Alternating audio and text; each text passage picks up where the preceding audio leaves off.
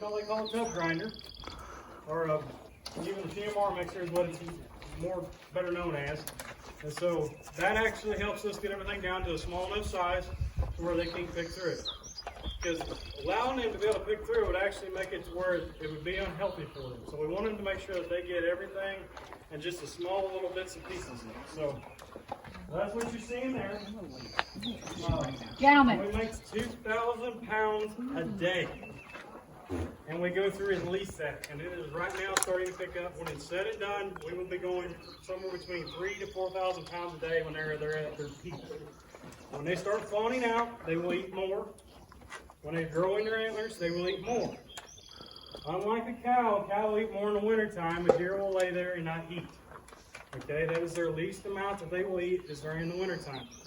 So we actually have to make a lot more feed and feed a lot more than during the summertime because that's when their highest nutrient demand is. Who can tell me what a nutrient is? Anybody? Hey? Sure. Something where it gives you energy. Energy, protein, that's what your nutrients are, okay? So there's several things you guys want to take into consideration. Is how many of you guys like sugar? Think the deer like sugar? Yeah, the rumen loves sugar, okay? It loves it a little too much. So that's what corn actually digests down into, is it digests into a lot of sugar. So that's why that's something that we feed, okay? So it's, even though they like it, doesn't mean that. Is it bad for you guys to eat sweets all the time? No. Yeah, so it's bad for them to eat sweets too. So we want to make sure that we give them just the right amount, okay? So that's one of the things we do. We actually do another process called hydroponic fodder. You guys can see a little bit of that. You can see inside the building a little bit. But I'll bring one of the mats out and kind of show you on how it goes from day 1 to what it looks like on day 6 or 7. As we keep the building at about 68 to 69 degrees, and we put water over it. It is nothing but water and seed. And so what you'll see is this is actually the beans, as you're seeing in there. So they sprout, and they turn in, it transforms the sugars and stuff inside the seed into a more digestible form for the animals. Okay? The same way with the corn. The corn starts to sprout. Sometimes it gets a little taller, sometimes it gets a little shorter, it just depends, but it starts to sprout. It's put on 2 to 3 roots and a shoot. And then the wheat does the same thing, on the barley. So that's what we got there, it's just little bitty pieces. I think it's cool that all the roots are soft. And the roots are all there too, right? No dirt. You see that? Yeah, you guys are walking the field. So this is what the deer, we feed this every day.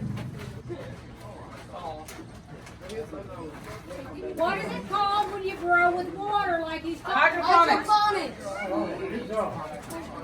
Hydroponics. So they make different hydroponic systems. A lot of your fruits and vegetables that you see in the store nowadays are actually being grown hydroponically, especially lettuce, tomatoes are being done that way. In very big commercial buildings that are actually bigger than this field you're seeing here. So, and we're talking in some of the states like Arizona where there's very little water. But they're doing it to actually preserve water because they can recycle the water and just add the nutrients in.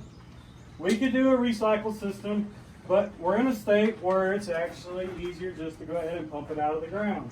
The recycle systems are not necessarily always the best, but sometimes it's what's necessary, okay? So that's something we do every day, and this is 90% water in this mat, okay? So what do you think that helps do to the animals? Hydrates. Hydrates them, exactly. It's 90 degrees today. How important do you think that is? Very important, you're exactly right. So we are talking that this is going to be somewhere around 15 pounds of water, okay? Almost 2 gallons of water in one of these mats. When it's said and done, about 7 deer will consume this 2 gallons of water plus of all the nutrients that they get out of the seed and everything, okay? So what's really nice about this is it's highly digestible and it keeps them hydrated, okay? So that's why we use it, because hydration is extremely important in these animals, okay? Whenever it's hot out, they're going to want to lay around. They don't want to do much. It's hot today. They've got their winter coats on still. How, you imagine how hot that is? Now imagine not being able to sweat, because they don't sweat. They got to breathe. It's the only way they can cool themselves off, so they're going to be panting. When they're panting, they're hot. That's 8 o'clock this morning, I was seeing deer paint.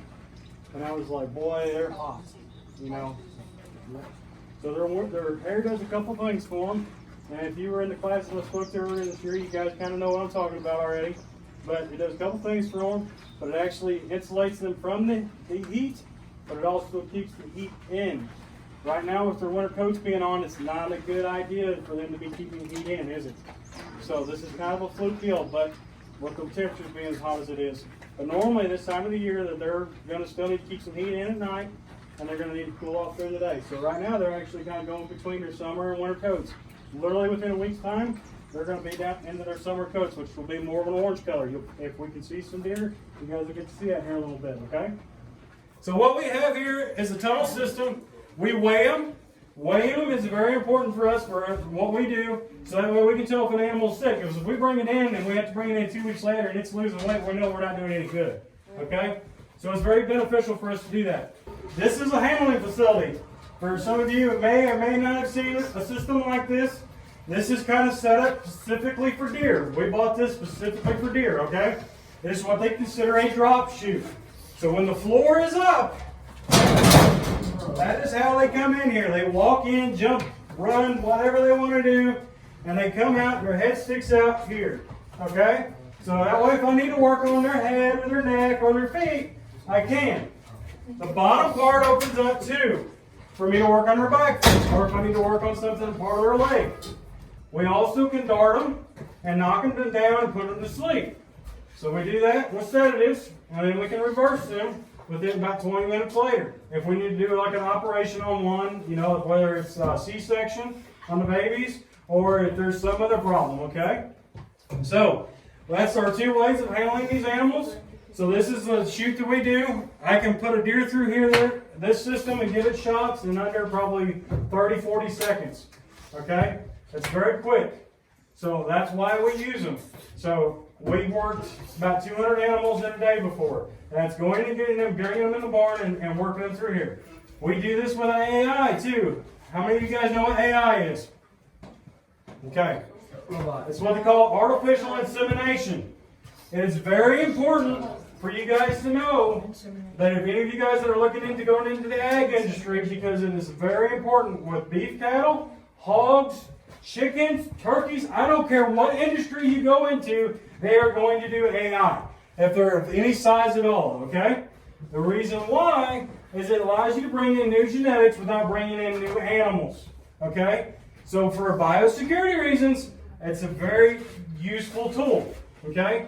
And you can actually improve your herd without taking the bigger chances of bringing in an animal, okay? So that's why we do that. We AI every single one of our does. I've got about 180 does right now that are hopefully pregnant that have all been AI, okay? We did it over literally 24 hours. It took us about 3 or 4 days of setting it up with no sleep to get it done, but we AI'd them, and we're talking, we did actually had to put each one of them to sleep, and they shaved them and actually went in surgically and put the semen into right with the eggs, okay? So that's how they do that with deer. They can also do it like they do cattle. It's a little bit different. They have to use some scopes and stuff like that to be able to do it in the chute, but we did do some of them in the chute this last year, okay?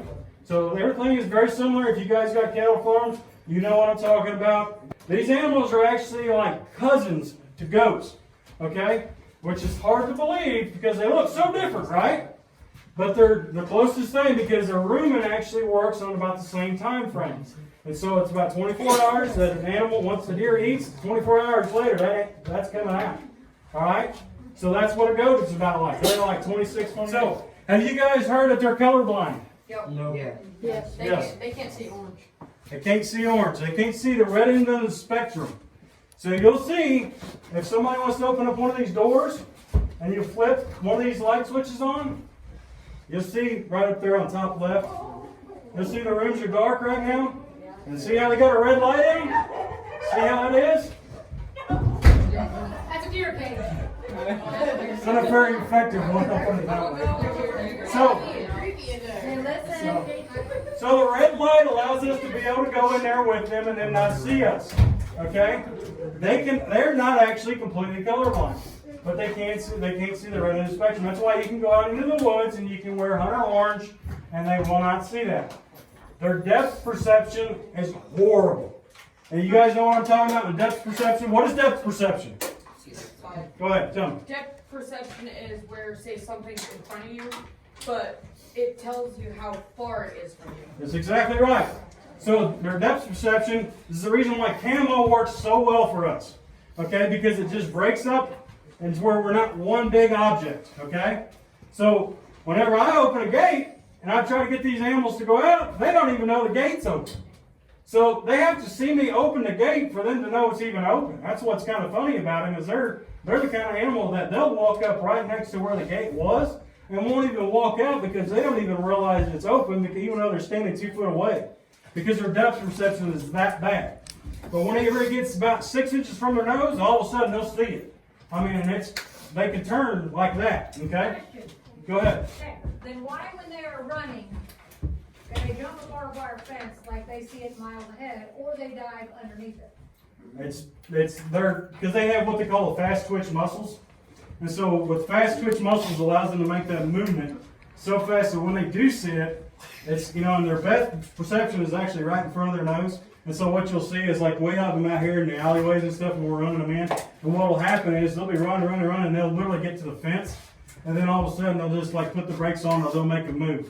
And it's that fast. I mean, it's literally like you cannot move as fast as they can because that's their muscles are meant for that. It's the way they're set up.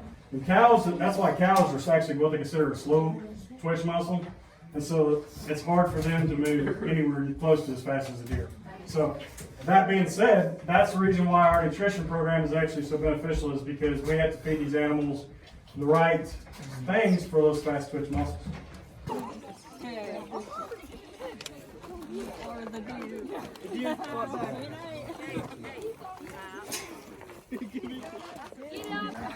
on, guys.